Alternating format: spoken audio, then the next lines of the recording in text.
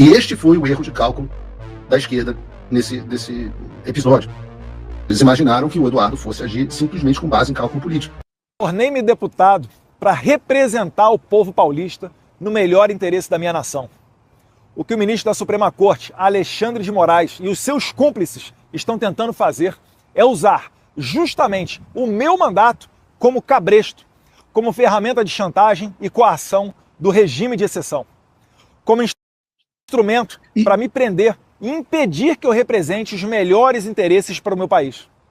Seria mais confortável ficar quieto, recebendo um excelente salário e fingindo defender os paulistas e meus irmãos brasileiros do que enfrentar esse sistema covarde e desumano. E esse é o primeiro ponto que a gente tem que chamar a atenção, porque a estratégia do PT e do Alexandre foi muito boa, né? O que eles disseram? Qual era a ideia dele? É muito boa, não é muito estúpida, mas poderia ter sido muito boa. O que eles fizeram? Eles acharam que, ao ameaçar o Eduardo Bolsonaro com a perda do passaporte dele e com a perda do mandato, ele faria o que fizeram tantos outros parlamentares no Brasil. Então, a repetição da estratégia, era uma repetição da estratégia. Olha, ou você cala a boca, ou você se curva para o regime, ou você vai perder todas essas coisas maravilhosas de você sendo deputado. Você vai perder seu passaporte, você gosta de viajar, não é só para os Estados Unidos, você vai para a Europa, você vai para não sei aonde, você tem sua articulação internacional importante, a gente vai cortar isso. É uma ameaça, uma tentativa de utilizar, na verdade, um mandato dele contra ele mesmo e contra o Brasil. E isso funcionou com quantos? Quantos deputados que não eram expoentes e que, no momento em que foram ameaçados, desapareceram? E senadores? Quantos deles? Então, de fato, era muito mais confortável para o Eduardo, e ele recebeu inúmeros conselhos nesta direção, de fazer o seguinte: ficar ali na dele. O pessoal gosta de falar, não, tem que voar debaixo do radar, tem que desaparecer um pouco, só ficar quieto um pouco. Esse foi o conselho que mais pessoas ouviram, que mais pessoas deram, e que mais pessoas, inclusive, o próprio presidente Bolsonaro, durante muito tempo, acabou ouvindo esse tipo de convite. Me parece que acabou essa fase. Acho que houve a percepção de que ficar calado não ajuda ninguém. Isso teria funcionado com o deputado Eduardo Bolsonaro, não fosse. Mas eu não aceitei esse chamado para ter conforto ou comodidade. Eu aceitei esse chamado para defender os valores da nossa civilização. Aceitei essa vocação como um compromisso não só com a minha família e a minha nação, mas como uma aliança com Deus. Um voto de lealdade que apenas um homem com caráter e fé pode entender.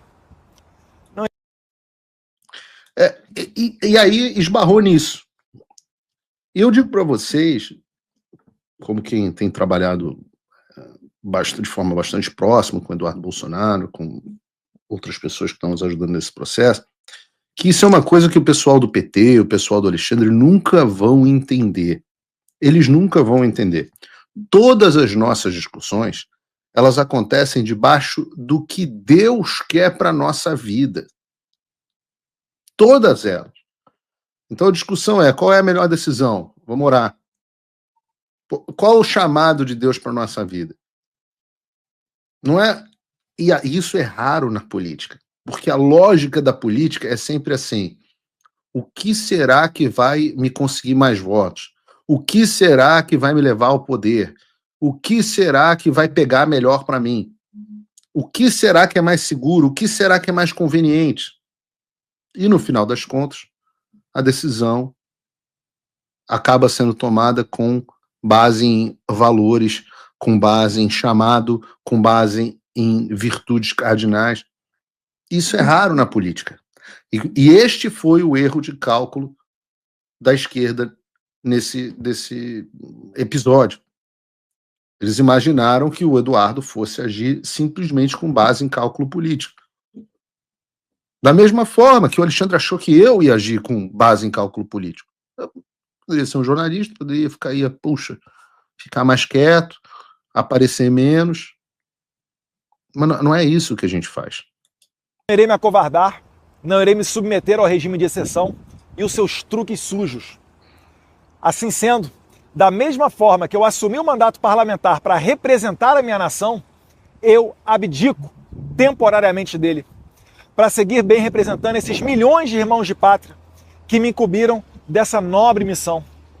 Irei me licenciar sem remuneração para que possa me dedicar integralmente e buscar as devidas sanções aos violadores de direitos humanos. E esse é outro ponto central. Não é que o Eduardo vai se licenciar para ficar 4 meses aqui chorando pelos cantos. O primeiro ponto, não vai receber remuneração, né? Isso é muito importante. Então ele abre mão do seu sustento, o que é muito difícil, porque o Eduardo vive do seu salário da Câmara, então ele vai ter que encontrar uma outra forma de sustentar. E segundo, não é que ele vai ficar parado, curtindo a vida, jogando golfe, indo caçar com o filho do Trump. Não. Ele está ficando para se dedicar integralmente ao que a gente vem fazendo por aqui. O que é a coisa mais espetacular, a maior notícia que vocês podem ter. Porque, como nós temos trabalhado juntos, muitas vezes, e é muito importante a figura do Eduardo, uma figura extremamente respeitada, muitas vezes, para nós conseguirmos avançar determinadas coisas, a gente fica dependendo da agenda dele. Eduardo, quando é que você pode voltar ao Brasil? E estava chegando num ponto onde ele estava vindo quase que semana sim, que semana não. Tinha dias onde ele vinha, passava um dia nos Estados Unidos, voltava para o Brasil no dia seguinte, tudo de passagem econômica, pago pelo próprio dinheiro, e é um sacrifício que vocês têm que conhecer. Quando ele decide ficar dentro dos Estados Unidos, bom, agora a coisa fica maravilhosa. Eu já estou marcando reunião com ele para a semana que vem. Já tem, pô, você vai estar aqui, então semana que vem não sei aonde, vamos encontrar um pessoal aqui em Palm Beach. Ah, não, vamos para Washington de novo na quarta-feira, vamos na quinta-feira que tem tal reunião. A gente consegue tornar a agenda 10 vezes mais efetiva e mais rápida. E essa é uma grande notícia para o Brasil. Se você acompanha o meu conteúdo e quer que ele continue no ar, considere apoiar. Com pouco mais de $5 por mês, você já faz a diferença. É rápido. Entre em www.paulofigueiredoshow.com/apoie, use o cupom da descrição e estamos resolvidos. Valeu! Aqui, poderei focar em buscar as justas punições que Alexandre de Moraes e a sua Gestapo da Polícia Federal merecem. Vocês, homens de geleia, pequenos e vaidosos, não estão acostumados a lidar com homens de convicção. Acharam que iam me chantagear com os benefícios e regalias do cargo. Não poderiam errar mais miseravelmente. Os melhores parlamentares, verdadeiramente vocacionados, não são figuras caricatas apegadas aos títulos da burocracia. Abro mão de cabeça erguida, de toda essa pompa, para seguir firme na minha missão de trazer justiça para todos os tiranos violadores de direitos humanos mais básicos. Eu estou falando de vocês, os psicopatas que prenderam mães de família, idosas, trabalhadores e todo tipo de pessoa comum e inocente.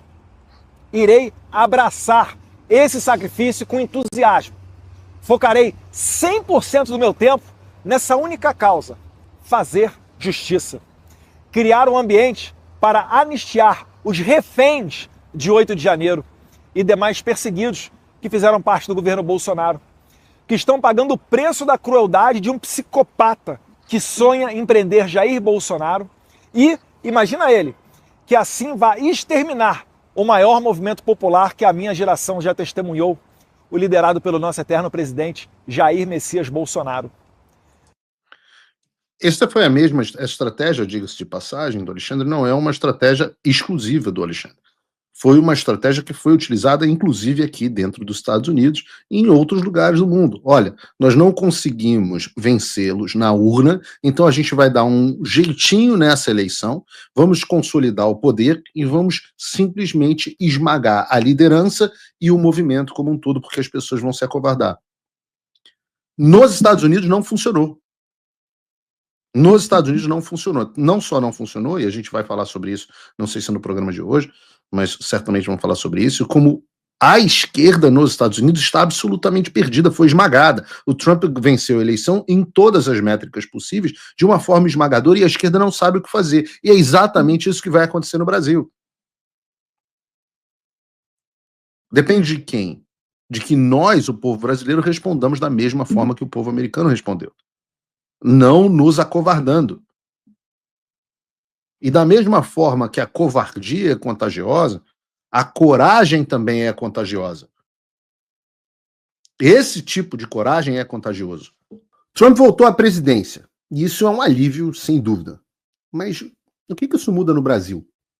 Nada, se ninguém fizer nada. A verdade é que a esperança não pode virar passividade. As coisas não vão se resolver sozinhas, e muito menos com textão e xingamento nas redes sociais. Não espere que alguém venha salvar o país por você.